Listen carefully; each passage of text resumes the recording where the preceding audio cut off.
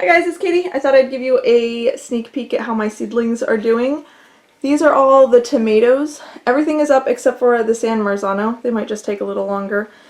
Back here, I ended up putting some really old lettuce seeds in these cells and it's come up very poorly. So yeah, that's probably gonna just need to be replanted. I'm not even gonna bother putting those few little seedlings out in the garden. These empty ones that nothing's growing in is peppers. They usually take a little longer. And then here, this front cell these are all red Russian kale. Nothing has come up. And then in the back is the curly kale. So it's come up. I think all of its cells have some seedlings. So I don't know, maybe the red Russian just takes longer, or maybe those seeds are total duds. And then here I have Swiss chard. It's kind of a hit or miss on these. And then here I have a bunch of marigolds that I planted with my little one.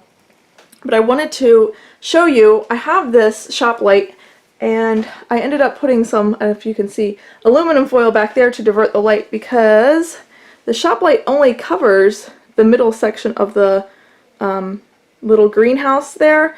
So if you can see, the seedlings are kind of bent, like kind of leaning in towards the light. So this little thing is actually perfect because it fits right underneath. So these seedlings are doing really, really awesome because the light is exactly where they need to be.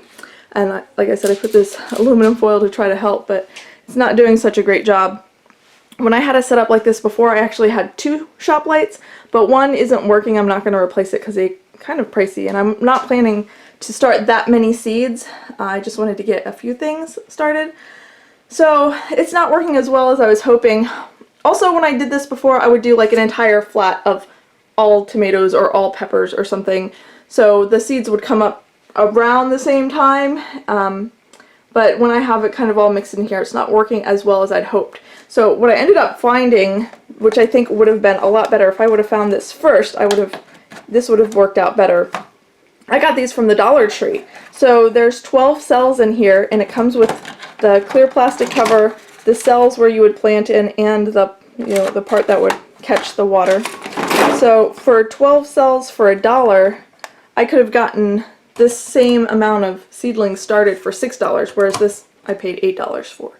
So I wish I would have known about this, because not only would it have been cheaper, but it's more narrow, so my seedlings would fit under the lights better. And I could put like all peppers in one, all tomatoes in another, all kale in another, so that I could leave the dome on, because here these peppers aren't up yet, so they really should still have a dome on them, but they don't, because once your seedlings come up, you're supposed to take the dome off. So I don't want my other seedlings to suffer, but then my peppers aren't covered. So what I'm going to do is I'm just going to take these cells out, and hopefully, I think they're kind of a universal size, I'll go ahead and stick them in here so that they can have a dome on them again. And then if you can see, I was able to raise this up. So instead of lowering the lights down, I can raise each individual little section up, since each plant kind of grows at a different rate. But anyway, I thought I'd give you that heads up. Like I said, Dollar Tree, really good value. I went into Dollar Tree because one of my subscribers had told me that they had seeds there. I went and looked. There wasn't anything that I needed. They have very basic things, but if you have a very basic garden, then it would be great. The person who told me said that they've come up well, they're growing well, so that's good to know. They have green beans and pumpkins and carrots and all sorts of things like that, but like I said, I didn't need anything necessarily, so even if it's a good value, it's not a good value if you don't need it. But I'll take you outside and show you my compost, because I actually turned it in the first time in like years, like 6 years. So these are the sunflowers. These were under the lights, but they're really tall and they were like above the lights, so I pulled them out and they're just in the sunshine since it's nice and warm today. We did put some seeds in the garden.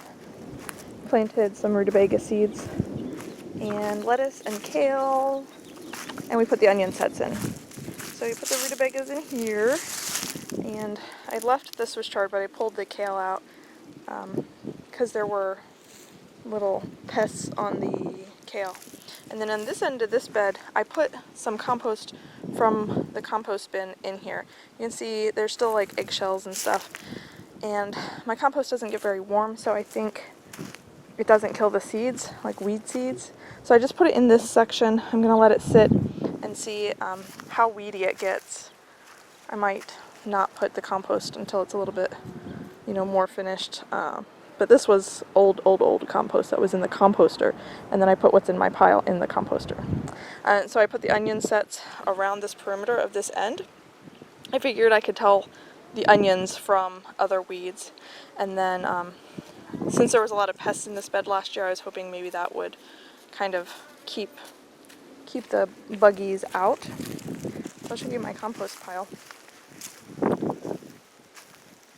Actually turned it, and there's some good stuff in there. There's a lot of roots that grow in here from some, there you can see back there, some English ivy, which is like a horrible invasive plant. But so it's really hard to turn with the shovel, but I think I did turn it a little bit. I think my husband is gonna till it, like with his tiller, and see if that helps.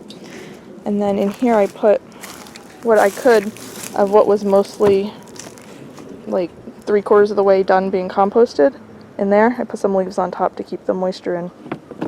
So maybe this composter will do a better job of actually composting it, and then I can use it.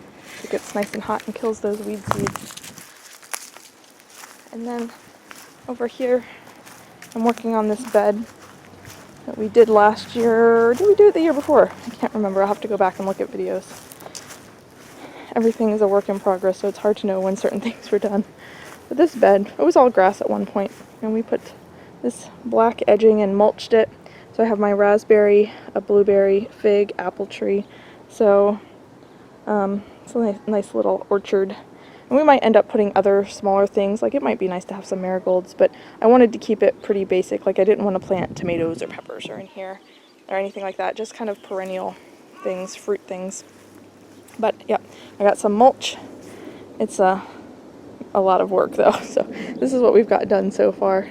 Pulled up a bunch of dandelions, but so far still nothing going on with the blueberry. And the figs, nothing. Well, there might be. I take that back. Might be something happening. Maybe, maybe not. There's something here. I think that's a dandelion, though. And then I talked to the guy at the nursery about my apple tree, so hopefully I can do a little preventative maintenance to keep the rust off of it.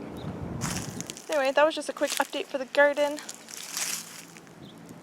I'll have my regular monthly garden update up in a few weeks.